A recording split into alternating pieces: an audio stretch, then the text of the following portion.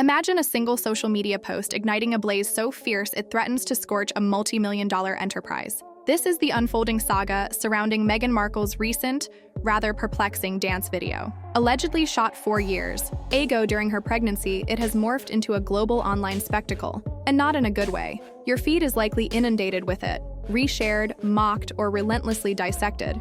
But this isn't merely about an awkward clip. It's rapidly escalating into a full-blown public relations nightmare. Not just for Meghan, but, surprisingly, for Netflix, who are reportedly furious. Picture this: a hospital room, a visibly pregnant Meghan, attempting some truly unusual gyrations to a blaring rap track. And there, in the background, is Harry, a shadowy figure, his face conveniently obscured. The entire scene exudes an unsettling, almost bizarre energy. Meghan's contorted movements, those strange, dance-like gestures. What was the intended message? Empowerment? Humor? Raw emotion? It's anyone's guess. What's clear, though, is the immediate, widespread reaction. What on earth did I just witness? Now for the twist. Meghan insists this footage is old, a 4-year-old memory. The internet, however, has transformed into a forensic lab, meticulously scrutinizing every detail to disprove her. The audio track, Meghan's hairstyle, the sterile hospital decor, even the camera angle. No element is safe from intense public examination. The most glaring inconsistency? Harry's hidden face. It almost screams a deliberate attempt to conceal the actual filming date, knowing full well a clear shot of him could easily betray the timeline. Yet, true to form, Meghan didn't just upload the video and move on. No, she dug in her heels. Her team reportedly frames the video as a bold act of defiance against her critics, a declaration of maternal strength and self-expression. While that might sound noble, in practice, it's seen as another installment in her well-worn narrative of deflection, self-absorption, and perpetual victimhood. Anyone who dared to dislike the video was instantly labeled as envious, emotionally stunted, or simply mistaken. This is where Netflix finds itself unwillingly caught in the crossfire. Insiders reportedly described the video's release as a complete shock. As the tidal wave of negative feedback swelled, executives supposedly reached out, urging Meghan to remove it. A standard damage control maneuver, right? But Meghan stood firm. The video remains prominently displayed as if it were a modern art exhibit. The internal tensions at Netflix are reportedly palpable. Whispers suggest a significant disagreement among senior leaders, including Ted Sarandos and Greg Peters, over how to navigate this monumental blunder. The reason? Meghan isn't just facing online ridicule, it's casting a dark shadow over their own brand, especially with her existing project, with Love Meghan, already struggling for critical acclaim. To compound matters, Meghan is openly expressing her intent to use her forthcoming show as a platform to educate the public on topics like parenting, identity, and motherhood. One can't help but ask, who exactly is requesting this? Netflix is undoubtedly feeling the heat, a direct consequence of aligning themselves with someone who appears to be a magnet for controversy. Sources indicate a quiet panic within the streaming giant, already grappling with dwindling public trust after a series of uninspired releases and controversy-laden content. Meghan was supposed to be their saving grace, a globally recognized name offering a fresh start. Instead, they're now scrambling to contain fires ignited by a single, ill-conceived Instagram post. That's the sheer magnitude of the turmoil we're discussing. The fundamental issue isn't merely the questionable video itself, but Meghan's reaction to the ensuing criticism. Instead of showing even a glimmer of humility or a simple acknowledgement that, perhaps this wasn't my best idea, she's fully embraced her martyr complex. Every statement, every public comment since the video's debut is reportedly saturated with a disturbing sense of self-importance. She genuinely seems convinced she's being persecuted for merely being herself. "It's my purpose to show the critics who the real parent is," she purportedly declared. One can only respond, "Come again?" The irony here is almost agonizing. While Meghan purports to champion wholesome, nurturing motherhood, her chosen platform is a highly controversial video featuring her dancing rather oddly in a hospital room with a visible baby bump, her husband mysteriously lurking in the background like a character from a psychological thriller. Is this truly the emblem of stable parenthood she wishes to project? Behind the scenes, the ripple effect has extended to her Netflix production, with Love Meghan, originally slated for a second installment, not a full season, just a continuation, is now reportedly facing delayed reshoots, with some segments even being entirely rewritten. There's a growing apprehension that any future footage depicting motherhood or hospital settings will be mercilessly scrutinized by audiences. No one wants their work to become the subject of global derision, yet Meghan seems unfazed. She's reportedly stated that Expressing herself is how people find their sense of value. This smacks of a severe case of main character syndrome. She's even gone so far as to imply that American society is unhealed and desperately awaits her enlightenment on matters of inner peace and superior parenting. The sheer disconnect from reality feels almost spiritual. Meanwhile, social media has been unrelenting. Comment sections are awash with biting jokes, savage memes, and outright expressions of disgust. Some have labeled it the most awkward clip ever shared by a royal figure. Others have openly questioned its authenticity, suggesting she might have strategically placed a pillow under her dress. Regardless of the truth, the widespread doubt surrounding the video's legitimacy only fuels the fire. And predictably, the longer it remains online, the more intensely people analyze every detail. Each frame, every lyric of the background music, every shadow, every timestamp. Even more damaging for Meghan, this video has completely overshadowed all her other ventures. Any podcast plans, any carefully orchestrated branding initiatives she had hoped to launch have been utterly eclipsed. She's once again become the story, not for her work or her voice, but for a 30-second video that resembles a parody and screams for attention. The most perplexing aspect of this entire saga, Meghan apparently remains convinced she's prevailing. Rather than recognizing the backlash as a clear public rejection of yet another tone-deaf moment, she seems to wear it as a badge of honor. In her mind, the relentless criticism validates her influence. She's convinced the online clamor surrounding her video signifies that she's sparking vital conversations, shifting cultural norms, or whatever convenient narrative she's concocting. But the stark reality is, people aren't engaging out of inspiration. They're talking because they're bewildered, annoyed, and frankly, utterly exhausted. What truly infuriates people is her unwavering insistence on reframing this entire ordeal as a self-empowerment crusade. Meghan continually asserts her status as a mature woman, proud to express herself, with an undeniable right to present her interpretation of motherhood to the world, and that's fine. But the core issue isn't about rights, it's about judgment. When you occupy such a prominent public position, especially one tied to a multi-million-dollar Netflix contract, a fundamental understanding of what resonates and what doesn't is crucial. And this video, it crash-landed like a lead balloon. Critics aren't denying her capacity as a mother or a media personality. They're simply suggesting, perhaps, that posting a borderline bizarre dance video from a hospital bed and then using it as a springboard for lectures on parenting and jealousy might not be the wisest course of action. There's a stark disjunction there, and it's precisely what's causing widespread discomfort. You cannot preach authenticity while delivering something that feels so painstakingly contrived and performative. This perpetual chasm between her proclaimed authenticity and her undeniably staged public actions has solidified into a defining characteristic of her image. Every pronouncement, every new project, now feels meticulously filtered through this lens of strategic self-promotion rather than genuine connection. It's as if the boundary between who she truly is and who she wants us to believe she is has completely dissolved, leaving audiences with a pervasive sense of unease. And this critical scrutiny extends even to the most minute details, such as the actual age of a video clip.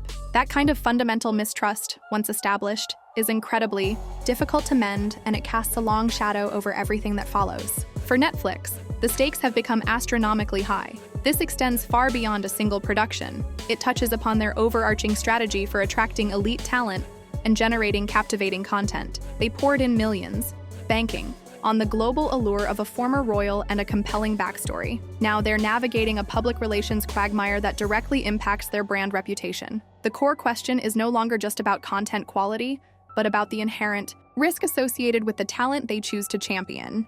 They are now uncomfortably linked to someone who consistently, and often self-inflictedly, ignites controversy. A precarious position for any major media entity. The public's patience, too, is evidently wearing thin. What began as widespread fascination, then evolved into heated debate, is now largely characterized by sheer exhaustion. The narrative has become painfully repetitive. Meghan makes a dubious move, digs in her heels, claims victimhood, and then attempts to lecture the world. This cycle has become utterly predictable, tiresome, and ultimately disengaging for many who once eagerly followed her journey. Audiences crave evolution, growth, and genuine engagement, not an endless loop of the same self-serving drama. The reservoir of public goodwill, once overflowing, is rapidly depleting.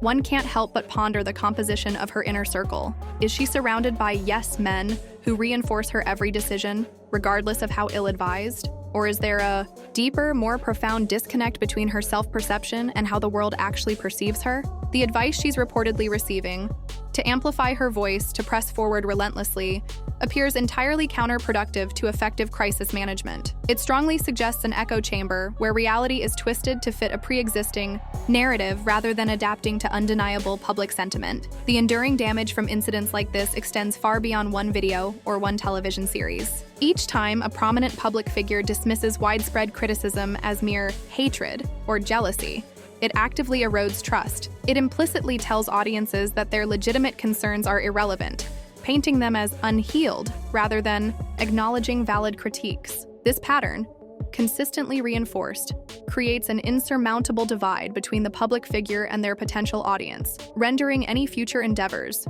no matter how earnest, inherently questionable. There's also the subtle, yet potent criticism surrounding what many are now labeling performative activism, when every personal choice, every moment of perceived vulnerability, every supposed life lesson is immediately curated and presented for mass consumption, often with a clear underlying agenda, its impact is diminished. Authenticity isn't a declaration, it's an embodiment. And when the message feels meticulously engineered, designed more for superficial impact than for genuine connection, the audience can instinctively sense it. This video in particular feels like a quintessential example of something utterly contrived, engineered to provoke a specific reaction, only to backfire spectacularly. The media landscape has undergone a seismic shift. Audiences are far more sophisticated, more critical, and possess immediate access to diverse perspectives and rigorous fact-checking. The era of a public figure dictating their narrative unchallenged is definitively over. Every social media post, every public statement is instantly dissected,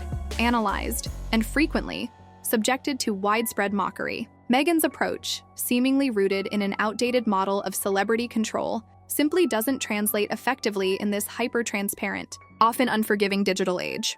She appears to be operating by old rules in a fundamentally new game, and the outcomes are consistently self-defeating. Ultimately, the nagging question persists. Why? What compels these choices that so consistently alienate a significant portion of the public? Is it a profound need for control, an unyielding desire to constantly shape the narrative, or something far more complex? Whatever the underlying motivation, it appears to consistently override any practical PR considerations or long-term career strategy. This incident, much like previous ones, hints at a recurring pattern of self-sabotage, where the perceived necessity of being right eclipses the considerable benefits of being relatable or simply, well, genuinely liked. The sheer volume of social media commentary has created a digital echo chamber, not necessarily for Meghan, but around her. Every fresh detail, every new rumor, every piece of speculation is immediately amplified, dissected, and reinterpreted countless times over.